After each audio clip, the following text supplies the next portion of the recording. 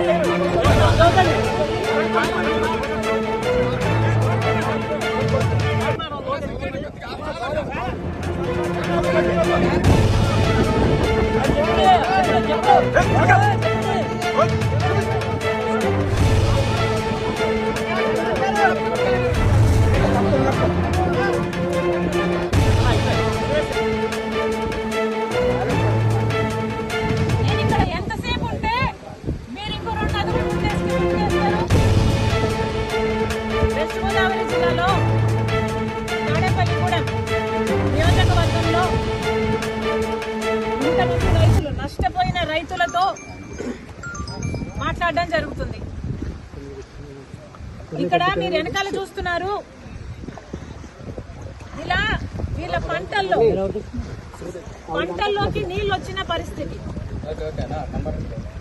ఈ పరిస్థితి కేవలం ఈ గ్రామానికి చెందే 500 ఎకరాలు. ఇలా చుట్టుపక్కల గ్రామాలు ఈ జిల్లా అంతా కలుపుకుంటే కనీసం 40,000 ఎకరాలు ఇలా నీట మునిగిందని అంచనా. మరి రైతులు ఇంతగా నష్టపోతుంటే ఏ ప్రభుత్వానికైనా ఎందుకు కనిపించడం లేదు? ప్రతి రైతు ఇక్కడ చెప్తున్నారు, అమ్మా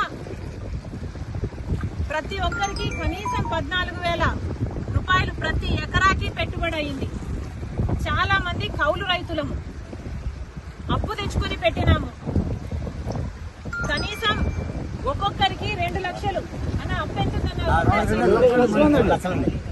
కనీసం లక్షల్లో వీళ్ళకి అప్పు ఉంది.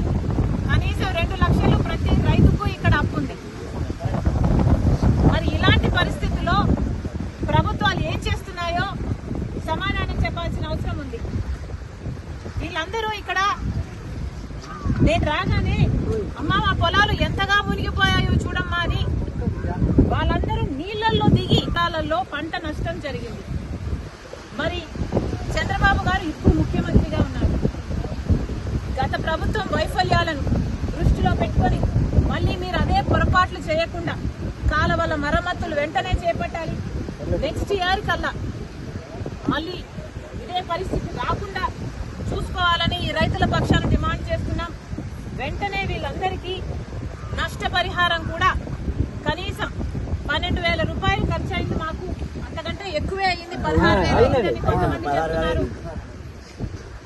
అంచనాలు వేసి వెంటనే ఆ ప్రక్రియ మొదలుపెట్టి వీళ్లకు నష్టపరిహారం కూడా చెల్లించాలని డిమాండ్ చేస్తున్నాం.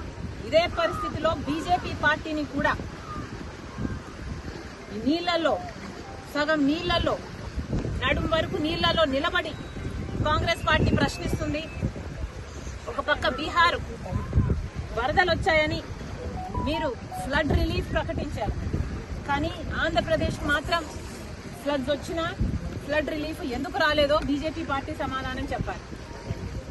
బీహార్లో మీకు 12 మంది ఎంపీలను ఇస్తే ఆంధ్ర రాష్ట్రం 25 మంది ఎంపీలను ఇచ్చింది. కూటమి ఎంపీలు 21 అయితే వైసీపీ ఎంపీలు కూడా బీజేపీ పార్టీకే మద్దతు పలుకుతున్నారు. 25 ఎంపీలు ఆంధ్ర రాష్ట్రానికి చెందిన ఎంపీలతో మీ సర్కార్ అక్కడ నిలబడి ఉంటే మరి ఆంధ్ర రాష్ట్రానికి మీరు చేస్తున్నది ఏమిటి అని అడుగుతున్నాం. ముఖ్యమంత్రి చంద్రబాబు గారు 1,00,000 కోట్లు అడిగితే మీరు శాంక్షన్ చేసింది 15,000 కోట్లు. మరి ఈ లెక్కన మీరు నెక్స్ట్ 5 ఏళ్లకైనా ఎంత ఇస్తారని మేము ఎక్స్పెక్ట్ చేయాలి. ఉన్న భరోసా కూడా పోతుంది. బీజేపీ పార్టీని నిలదీస్తున్నాం. బీహార్కు మీరు వరద సాయం కింద ఇచ్చినప్పుడు ఆంధ్ర రాష్ట్రానికి మీరు ఎందుకు ఇవ్వడం లేదు?